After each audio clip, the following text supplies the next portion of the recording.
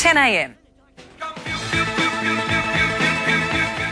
Yeah, welcome back. Google has just unveiled its latest tablet. It's called the Nexus 7. It's cheaper than Apple's iPad mini, but is it better? Our tech guru Anthony Slater is here with us now. We were just talking in the break. Certainly the resolution in the screen is amazing. It really is. Yeah, it's amazing how many pixels they can fit into a tiny screen. It's some 19,000 pixels across, but it's really crisp. And I guess what that helps with is when you're reading articles, when you're looking at photos, really sort of true to life and really good colours and brightness on the screen. All right, it's smaller. It's cheaper than the iPad mini. By how much?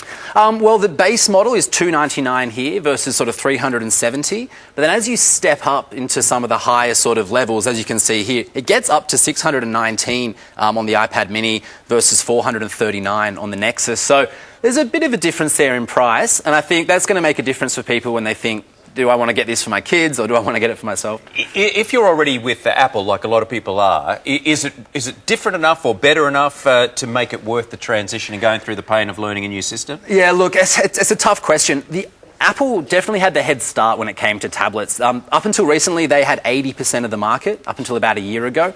That's now dropped down to 56%. So Android, which is this one here, is picking up a lot. So a lot of people are finding it better. A lot of apps are now available both on Android and on the iPad as well.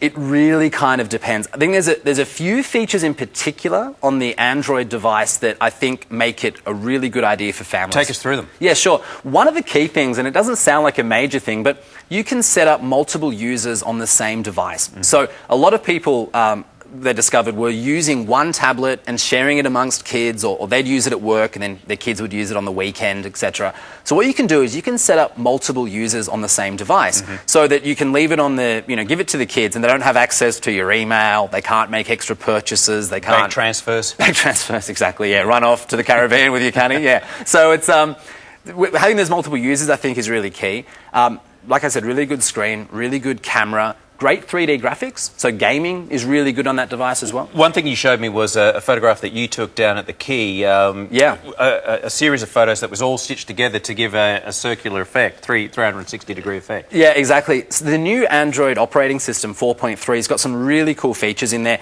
And that's right, yeah, you can take 3D stitched panoramas together. You are one of those people with a tablet taking photos, which isn't always the best look.